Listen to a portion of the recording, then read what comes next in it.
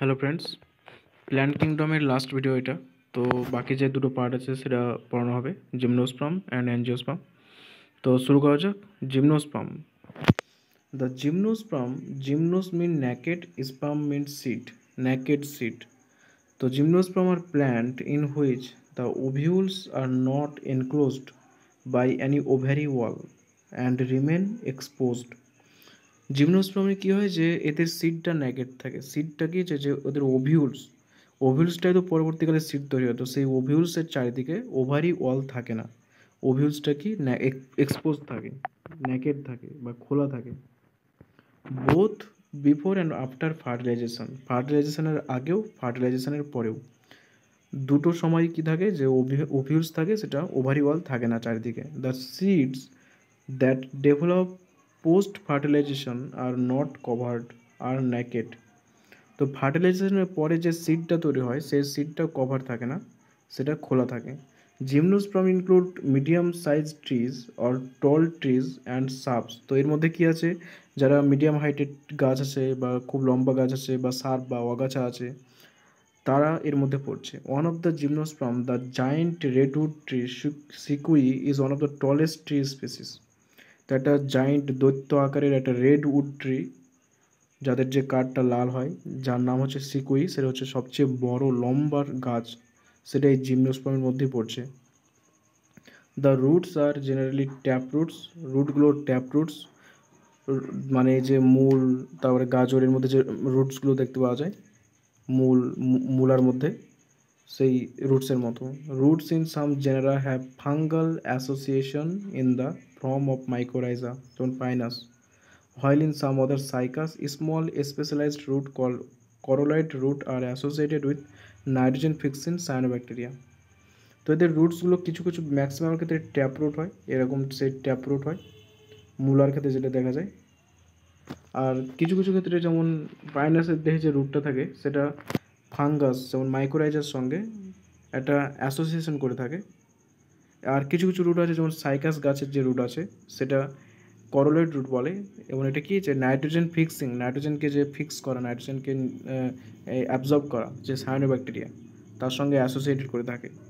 The stem are unbranched or branched.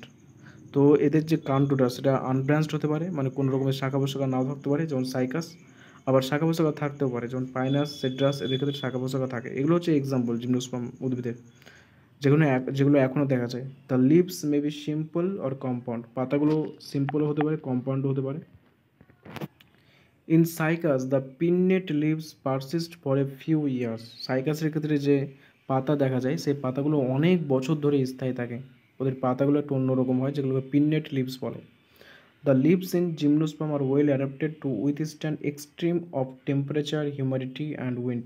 তো জিমনোস্পার্মের যে পাতা তারা কিন্তু খুবই উন্নত হয় এবং তারা খুবই অ্যাডাপ্টেড থাকে কী করতে, তারা বিভিন্ন এক্সট্রিম কন্ডিশন, মানে প্রচণ্ড তাপমাত্রা,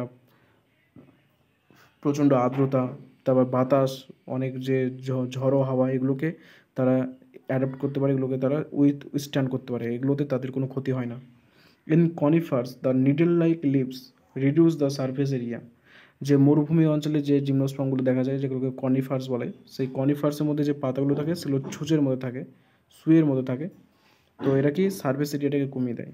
দেয়ার তারপরে সারফেস এরিয়া কমে গেলে কী হবে, যে বাষ্পীভবন হবে না, ফলে জল অপচয় হবে না, জল লস হবে না। Their thick cuticle and sunken stomata also help in reduce water loss. তাছাড়া এই যে কনিফার্স থাকে তাদের কিউটিক্যাল, পাতার আবরণটা অনেকটা মোটা হয়, তাদের মধ্যে যে স্টোমাটা সেটা ভেতরের দিকে ঢুকে থাকে পাতার ভেতরে। তো এর জন্য কি ওয়াটার লস কমে যায়, কারণ মরুভূমিতে এমনিতে জলের অভাব, এভাবে জলের যে লসটা সেটা কমে যায়। দ্য জিমনোস্পার্ম আর হেটারোস্পোরাস, এদের দুই রকমের স্পোর দেখা যায়। They produce a haploid microspore and megaspore. তো এরা মাইক্রোস্পোর এবং মেগাস্পোর দুটো তৈরি করে এবং দুটোই হ্যাপ্লয়েড হয়। The two kinds of spore are produce within sporangia that are borne on sporophylls which are arranged spirally along an axis to form lacs or compact strobili or cones. তাহলে কি হলো যে তাহলে মাইক্রোস্কোপ আর megaspore তৈরি করছে তারা। এই স্পোরগুলো কার মধ্যে তৈরি হচ্ছে, স্পোরাঞ্জিয়া। স্পোরাঞ্জিয়াগুলো কোথায় থাকে, স্পোরোফিলসের উপর থাকে। স্পোরোফিলসগুলো কি স্পাইরালি, মানে এইভাবে স্পাইরাল আকারে থাকে একটা অ্যাক্সিসের ওপর কম্প্যাক্ট হয়ে, যাকে কি বলে স্ট্রোবিলি বা কোনস বলে। কোথায় দেখেছিলাম? ইকোজিটাম যেমন দেখেছিলাম টেরিডোফাইটের ক্ষেত্রে, তো এরকম এখানেও দেখা যায় জিমনোস্পার্মের ক্ষেত্রে। The strobili bearing microsporophylls and microsporangia are called microsporangiate or male strobili. তো যে স্ট্রোবিলির মধ্যে মাইক্রোস্পোরোফিল থাকে, মাইক্রোস্পোরঞ্জিয়া থাকে, তাদেরকে মাইক্রোস্পোরঞ্জিয়েট বা মেল স্ট্রোবিলি বলে। আর the microspore develop into a male gametophytic generation which is highly reduced and confined to only a limited number of cell. তো এই মাইক্রোস্পোরগুলো কী হয়, যেগুলো মেল গ্যামেটোফাইট জেনারেশন তৈরি করে, যেটা কী হয় যে খুব কম পরিমাণে কোষের মধ্যেই দেখা যায়। This reduced gametophyte is called a pollen grain, এবং এই গ্যামেটোফাইটটাকেই বলা হয় pollen grain. The development of pollen grain take place within the microsporangia, মাইক্রোস্পোরেঞ্জিয়ার মধ্যেই পোলেন গ্রেনগুলো আস্তে আস্তে বাড়তে থাকে। The cones bearing megasporophiles with ovules or megasporangia are called macrosporangiate or female strobili. তো যে সমস্ত কোনসের মধ্যে মেগাস্পোরোফিল থাকে, যার সঙ্গে ওভিউলস থাকে, যার মধ্যে মেগাস্পোরাঞ্জিয়া থাকে, তাদের ম্যাক্রোস্পোরাঞ্জিয়েট বলে বা ফিমেল স্ট্রোবিলি বলে। The male or female cones or strobili may be borne on the same tree. তো মেল এবং ফিমেল যে কোন আছে তারা একই গাছের উপর জন্মাতে পারে, যেমন Pinus. However, in Cycas, male cones and megasporophils are born on different tree. কিন্তু সাইকাসের ক্ষেত্রে এই যে মেল এবং ফিমেল বা মেগাস্পোরোফিলস এবং ম্যাক্রোস্পোরোফিলস, সেটা দুটো আলাদা আলাদা গাছে তৈরি হয়। কিন্তু পাইনাসের ক্ষেত্রে একই গাছের মধ্যে দুটোই পাওয়া যায়। The megaspore mother cell is differentiated from one of the cell of the nucleus. নিউক্লিয়াসের প্রত্যেকটা কোষ থেকে যে মেগাস্পোর মাদার সেল সেটা ডিফারেন্সিয়েট থাকে। The nucleus is protected by envelope and the composite structure is called an ovule. নিউক্লিয়াসটা কী হয়, নিউক্লিয়াসটা একটা পর্দা দ্বারা আবৃত থাকে এবং সেই পুরো স্ট্রাকচারটাকে বলা হয় ovule. The ovules are born on megasporophils which may be clustered to form the female cones. মেগাস্পোরোফিলসের উপর ওভিউল তৈরি হয়, সেগুলো আবার একত্রিত হতে পারে এবং সেখান থেকে ফিমেল কোনস তৈরি করে। যেভাবে মেল কোনস তৈরি হয়েছিল সেভাবে ফিমেল কোনসও তৈরি হতে পারে। The megaspore mother cell divide meiotically to from 4 megaspore. Megaspore mother সেলটা মিওসিস প্রক্রিয়ায় বিভাজিত হয় এবং সেখান থেকে 4টে মেগাস্পোর তৈরি করে। One of the megaspore enclosed within the megasporangium develop into a multicellular female gametophyte. তো প্রত্যেকটা মেগাস্পোরেঞ্জিয়ামের মধ্যবর্তী স্থানে থাকে, সেখানে ডেভেলপ করে, বড় হয় এবং সেখান থেকে মাল্টি সেলুলার ফিমেল গ্যামেটোফাইট তৈরি করে। That bears 2 or more archegonia or female sex organ, এবং সেখান থেকে 2 বা ততোধিক আর্কিগোনিয়া বা ফিমেল সেক্স অর্গান তৈরি হয়। The multicellular female gametophyte is also retained within megasporangium. তো এই যে বহুকোষী ফিমেল গ্যামেটোফাইট থাকে, সেটা মেগাস্পোরেঞ্জিয়ামের মধ্যে থাকতে পারে, মেগাস্পোরেঞ্জিয়ামের মধ্যেই ফিমেল গ্যামেটোফাইট থাকতে পারে। তো এখানে একটা জাস্ট প্রসেস দেওয়া আছে যে কীভাবে মেল গ্যামাস্পোর, তারপরে এখানে ওভিউল, আর ফিমেলের ক্ষেত্রে ওভিউল আর মেলের ক্ষেত্রে পোলেন গ্রেন তৈরি হয়, সেখান থেকে মেগাস্পোরেঞ্জিয়া কীভাবে কোথায় থাকে এগুলো দেওয়া আছে, তোমরা এটা পড়বে, বুঝতে পারবে সব কিছু। Unlike bryophytes and pteridophytes, bryophyte বা টেরিডোফাইটসে যেমন হয়, in gymnosperm the male and the female gametophytes do not have an independent free living existence. তো ব্রায়োফাইটে কী ছিল যে গ্যামেটোফাইট আলাদাভাবে থাকতে পারতো, টেরিডোফাইটের ক্ষেত্রে স্পোরোফাইট আলাদাভাবে থাকতে পারতো, কিন্তু জিমনোস্পার্মের ক্ষেত্রে এরা আলাদাভাবে থাকতে পারে না। They remain within the sporangia retained on the sporophyte. স্পোরোফাইটের মধ্যে যে স্পোরঞ্জিয়া আছে তার মধ্যেই এরা থাকে। The pollen grain is released from the microsporangium. They are carried in air current and come in contact with the opening of the ovules born on the megasporophils. তো pollen গ্রেনটা মাইক্রোস্পোরেঞ্জিয়াম থেকে আলাদা হয়, তারপর সেটা বাতাসের মাধ্যমে বাহিত হয়, তারপর সেটা ওভিউলসে যায়। ওভিউলস ফিমেল যে বডি আছে মেগাস্পোরোফিলস, তার ওভিউলসের ওপরে গিয়ে সেখানে গিয়ে থাকে তারা এবং যুক্ত হয়।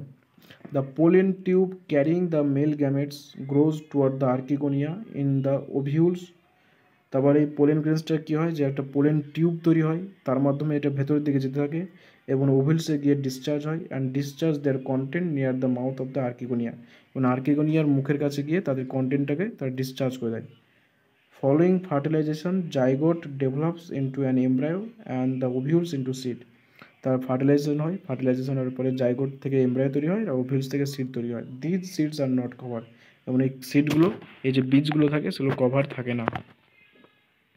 তো জিমনোস্পার্মের দুটো এক্সাম্পল দেওয়া আছে, তিনটে, সাইকাস, পাইনাস আর গিঙ্কো। তো এই যে প্রথমে দেখতে পাচ্ছ সাইকাস গাছ, এর মধ্যে মেগাস সাইকাস গাছ এটা, তারপরে আছে এই যে পাইনাস, আর যে থার্ড আছে সেটা হলো গিঙ্কো। গিঙ্কোর মধ্যে দুরকম স্যুট দেখতে পাচ্ছ, এটা ডর্ফ মানে ছোট স্যুট বা ছোট কাণ্ড, আর লং স্যুট বড় কাণ্ড। আর এখানে দেখতে পাচ্ছ সিড, এই যে সিড ফলের মতো ঝুলে আছে, মানে এর কোনো মানে এটা কোনো কিছুতে ঘেরা নেই। অন্যান্য অ্যাঞ্জিওস্পার্মের ক্ষেত্রে কী হয়, যে আমের মধ্যে বীজ থাকে, সেটা কি সেটা সেলল আছে, আম চারিদিকে একটা পেরিকার্প আছে, কিন্তু এক্ষেত্রে সিডটা পুরো আলাদা থাকে, নেকেড থাকে। তো এটাই ছিল জিমনোস্পার্ম। জিমনোস্পার্মে কী কী আছে, এবং এক্ষেত্রে এই যে মেইন টপিক সেটা হলো এই যে পোলেন গ্রেন আর ওভিউল এই যে তৈরি হচ্ছে, এই জায়গাটাই একটু অনেকটা ঝামেলার জায়গা। তো এটা প্রতিটা ওয়ার্ড প্রতিটা লাইনকে ভেবে পড়বে, অনেকটা বুঝে বুঝে পড়বে, তাহলে বুঝতে পারবে। সিম্পল জিনিস আছে, কঠিনভাবে ভাবলে কঠিন মনে হবে, কিন্তু সিম্পল জিনিস। এরপরে আছে অ্যাঞ্জিওস্পার্ম, এটা লাস্ট 5টা যে পার্ট ছিল তার মধ্যে লাস্ট হচ্ছে অ্যাঞ্জিওস্পার্ম। তো এখানে কি আছে, unlike the gymnosperm where the ovules are naked, in the angiosperm or flowering plants the pollen grain and ovules are developed in a specialized structure called flowers. Angiosperm হচ্ছে সবচেয়ে উন্নত উদ্ভিদ দেহের মধ্যে, উদ্ভিদের কিংডমের মধ্যে, এবং এদেরকে ফ্লাওয়ারিং প্ল্যান্টস বলে, কারণ এদের ফুল তৈরি হয়। তো এদের মধ্যে যে পোলেন গ্রেন আর ওভিউলস তৈরি হয় সেটা কিন্তু ফুলের মধ্যে তৈরি হয়। In angiosperm the seeds are enclosed in fruits, এবং অ্যাঞ্জিওস্পার্মে কী হয়, যে বীজগুলো থাকে সেগুলো ফলের মধ্যে থাকে। The angiosperm are an exceptionally large group of plants occurring in wide range of habitats. Angiosperm প্রচুর উদ্ভিদ আছে, অ্যাঞ্জিওস্পার্ম যেটা সবচেয়ে উন্নত হওয়ার জন্য এটা সবচেয়ে বেশি পরিমাণে পাওয়া যায়, এবং পুরো পৃথিবীতে ছড়িয়ে আছে। They range in size from smallest Wolffia to tall tree, যেমন ইউক্যালিপটাস ওভার 100 মিটার। যেমন এদের আকৃতি অনেক ছোট, যেমন উলফিয়া থেকে শুরু করে অনেক বড়, যেমন ইউক্যালিপটাস যেটার দৈর্ঘ্য 100 মিটারেরও বেশি, সেটা পর্যন্ত হতে পারে। They provide us with food, fodder, fuel, medicine, several other commercial important products. এরা খাবার দান করে, তারপরে ফুয়েল দান করে, জ্বালানি দান করে, ওষুধ দান করে, এবং আরও অন্যান্য অনেক কিছু দান করে, যেগুলো আমরা দেখতে পাই আশেপাশে অনেক ওষুধি গাছ আছে, অনেক কিছু আমরা এই গাছ থেকে পেয়ে থাকি। দে আর ডিভাইডেড ইন্টু 2 ক্লাস, একটা ডাইকটিলিডেন্স আর একটা মনোকটিলিডেন্স। তাহলে কটা কটিলিডেন্স আছে তার উপর ভিত্তি করে তারা দুটো, একটা হচ্ছে ডাইকটিলিডেন্স আর একটা হলো মনোকটিলিডেন্স। তো ডাইকটিলিডেন্স এই তো দেখতে পাচ্ছ, এটা আরও উন্নত, আর এখানে আছে মনোকটিলিডেন্স। এই দুটো অ্যাঞ্জিওস্পার্মের এক্সাম্পল। তো এখানেই কিংডম শেষ, এরপরে সামারি আছে, যেগুলো পড়লে ওটাই জিস্ট আকারে দেওয়া আছে সামারিতে। তো আশা করছি তোমরা বুঝতে পেরেছো, অনেক সিম্পলি প্রত্যেকটা ওয়ার্ড প্রত্যেকটা লাইন বোঝানো হয়েছে। তো তোমরা ভিডিওটিকে লাইক করো, কোনো প্রবলেম থাকলে কমেন্টে জানাও, আর ভালো লেগে থাকলে অবশ্যই কমেন্টে জানাও, চ্যানেলটিকে সাবস্ক্রাইব করো আর ফ্রেন্ডসদের মধ্যে শেয়ার করো। থ্যাঙ্কস। আর এরপরে তোমরা কোন চ্যাপ্টারটা চাও সেটাও তোমরা কমেন্টে জানাও।